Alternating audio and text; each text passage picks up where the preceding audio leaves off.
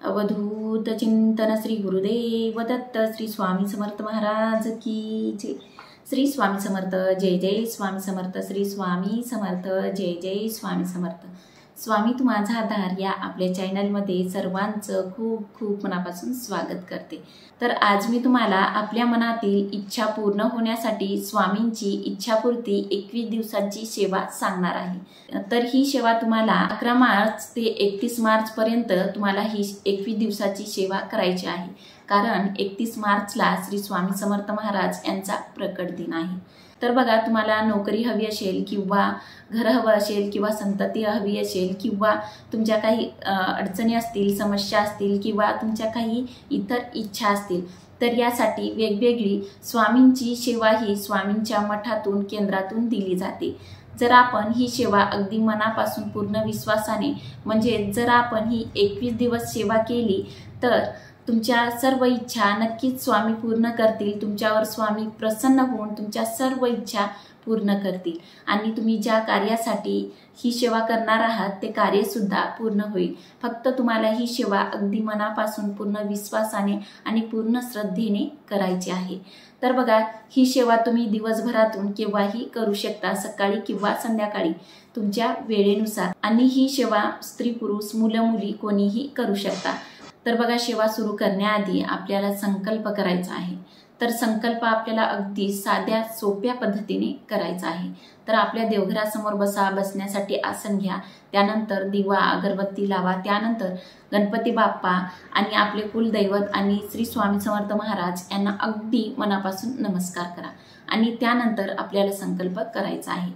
तर संकल्प करताना एक तामण घ्या, तामण खाली ठेवा, त्यावर आपला उजवा हात धरा, त्या उजव्या हातामध्ये थोडं पाणी, अक्षता आणि एक फूल टाका आणि त्यानंतर आपला डावा हात त्या उजव्या हाताखाली धरा आणि त्यानंतर तुमचे नाव सांगा, तिथी, दिनांक, वार याचा उल्लेख करून तुम्ही ज्या कार्यासाठी, म्हणजे तुमची जी इच्छा आहे ती सांगा आणि ती इच्छा लवकरात लवकर पूर्ण व्हावी यासाठी श्री स्वामी समर्थ महाराज यांना प्रार्थना करायची आहे। आणि त्यानंतर जे आपल्या हातातील पाणी आहे ते पाणी त्या तामणामध्ये हळूहळू सोडायचं आहे। नंतर ते पाणी तुम्ही तुळशीमध्ये टाकू शकता। तर संकल्प हा सेवेच्या पहिल्याच दिवशी करायचा आहे, दररोज संकल्प करायचा नाही आणि त्यानंतर दररोज तुम्ही सेवा करू शकता। तर या सेवेमध्ये तुम्हाला श्री स्वामी चरित्र सारामृत या ग्रंथातील क्रमशः रोज 3 अध्याय वाचन करायचे आहेत। बघा, श्री स्वामी चरित्र सारामृत या ग्रंथामध्ये एकूण 21 अध्याय असतात। तर आपल्याला दररोज क्रमशः 3 अध्याय वाचन करायचे असतात। बघा, काही नवीन सेवेकरी असतात, आपण सांगतो की रोज तुम्हाला श्री स्वामी चरित्र सारामृत या ग्रंथातील क्रमशः 3 अध्याय वाचन करायचे आहेत। तर त्यांना माहिती नसल्यामुळे ते काय करतात की सुरुवातीचे 1, 2 आणि 3 हेच अध्याय संपूर्ण 7 दिवसही वाचन करतात किंवा 21 दिवसही वाचन करत असतात, कारण त्यांना तेवढी नवीन असल्यामुळे माहिती नसते। तर बघा, श्री स्वामी चरित्र सारामृत या ग्रंथामध्ये 21 अध्याय असतात। तर आपल्याला दररोज क्रमशः 3 अध्याय वाचन करायचे असतात। तर आपल्याला पहिल्या दिवशी पहिला, दुसरा आणि तिसरा, दुसऱ्या दिवशी चौथा, पाचवा आणि सहावा, तिसऱ्या दिवशी 7वा, 8वा आणि 9वा अशा पद्धतीने क्रमशः रोज 3 अध्याय म्हणजे 7-3-21 म्हणजे 7 दिवसामध्ये आपले 21 अध्याय पूर्ण वाचन होतात, म्हणजे 7 दिवसामध्ये आपलं एक पारायण पूर्ण होते। तर आपल्याला 21 दिवस क्रमशः रोज 3 अध्याय वाचन करायचे आहेत, म्हणजे 7 दिवसामध्ये एक पारायण पूर्ण होते आणि पुन्हा 8व्या दिवसापासून आपल्याला पुन्हा क्रमशः रोज 3 अध्याय वाचन करायचे असतात। तर अशा पद्धतीने म्हणजेच आपले 21 दिवसामध्ये 3 पारायण पूर्ण होतात। तर अशा पद्धतीने आपल्याला श्री स्वामी चरित्र सारामृत या ग्रंथातील क्रमशः 3 अध्याय वाचन करायचे आहेत, म्हणजेच 21 दिवसामध्ये आपले 3 पारायण पूर्ण होतात। आता श्री स्वामी चरित्र सारामृत या ग्रंथाचे 3 अध्याय वाचून झाल्यानंतर त्यानंतर श्री स्वामी समर्थ स्वामींची नित्यसेवा हे पुस्तक जर तुमच्याकडे असेल किंवा नसेल तर तुम्ही स्वामींच्या मठातून केंद्रातून आणू शकता। हे पुस्तक तुम्हाला स्वामींच्या केंद्रात मठात मिळेल। तर स्वामींची नित्यसेवा या पुस्तकामध्ये गीतेचा 15वा अध्याय दिलेला आहे।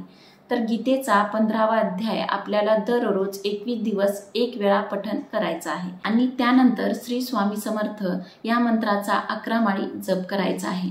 जर तुम्हाला 11 माळी जप करणे शक्यच नसेल तर कमीत कमी 1 माळ म्हणजेच 108 वेळा तुम्हाला या मंत्राचा जप नक्की करायचा आहे आणि जप केल्यानंतर तुम्हाला स्वामींचा तारक मंत्र 11 वेळा म्हणायचा आहे।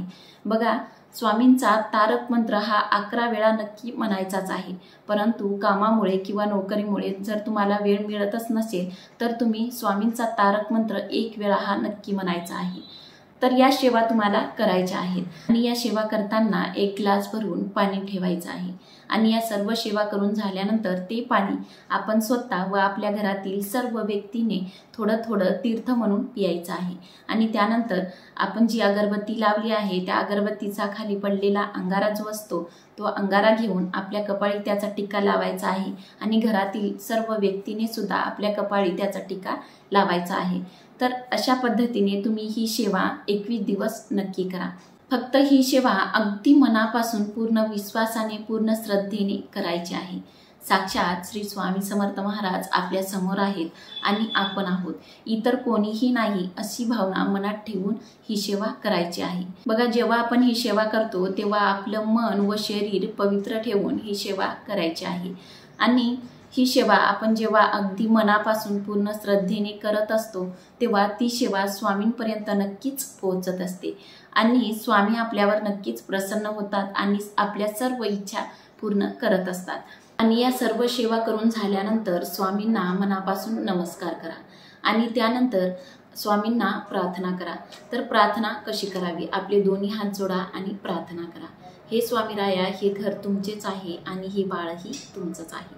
काहीही करा पण माझे मन विचलित होऊ नका देऊ आणि माझ्या संसारात सुख शांती राहू द्या, घरात सुख शांती राहू द्या आणि माझी ही इच्छा लवकरात लवकर पूर्ण करा आणि माझे व माझ्या कुटुंबाचे रक्षण करा। सदैव आमच्या सोबत राहा, सदैव आमच्या पाठीशी राहा आणि माझ्याकडून किंवा माझ्या परिवाराकडून काही चूक झाली असेल तर स्वामीराया आम्हाला क्षमा करा आणि ही माझी साधी भोळी सेवा तुम्ही स्वीकार करा असे म्हणून श्री स्वामी समर्थ महाराज यांना मनापासून नमस्कार करा आणि त्यानंतर श्री स्वामी समर्थ महाराज यांना त्रिवार मुजरा हा नक्की करायचाच आहे। तर सेवा करून झाल्यानंतर स्वामींना प्रार्थना आणि मुजरा हा नक्की करायचाच आहे। सांगितल्याप्रमाणे जर तुम्हाला प्रार्थना करता येत नसेल तर तुम्हाला जशी जमेल तशी प्रार्थना तुम्ही करू शकता आणि ही सेवा करताना काही अडचण आली तर त्या दिवशी तुम्ही ही सेवा करू नका, ते दिवस सोडून द्या आणि या 21 दिवसामध्ये ते दिवस धरू नका आणि अडचण संपल्यानंतर तुम्ही जेवढे दिवस तुमची सेवा राहिली तेवढे दिवस तुम्ही सेवा कंटिन्यू करू शकता आणि ही सेवा करताना असे कोणतेही कडक नियम नाहीत, फक्त तुम्हाला सेवा करताना मांसाहार करायचा नाही। तर ही 21 दिवसाची सेवा तुम्ही नक्की करून बघा, कारण ही सेवा अतिशय प्रभावशाली आहे आणि अनुभवसिद्ध आहे। स्वामींची ही इच्छापूर्ती सेवा आहे। तुम्ही 31 मार्चपर्यंत म्हणजे प्रकट दिनापर्यंत ही 21 दिवसाची सेवा नक्की करा, तुम्हाला याचे खूप खूप चांगले अनुभव येतील। तर आशा करते की ही माहिती तुम्हाला नक्कीच आवडली असेल आणि तुमचे जर काही प्रश्न असतील तर नक्की कमेंट करून सांगा आणि या व्हिडिओला नक्की लाईक करा आणि स्वामी तू माझा आधार या आपल्या चॅनलवर जर नवीन असाल तर असेच नवनवीन व्हिडिओ बघण्यासाठी स्वामी तू माझा आधार या आपल्या चॅनलला नक्की सबस्क्राईब करा। तर भेटूया अशाच एका नवीन विषयावर पुढच्या व्हिडिओमध्ये। धन्यवाद। श्री स्वामी समर्थ। जय जय स्वामी समर्थ। श्री स्वामी समर्थ। जय जय स्वामी समर्थ।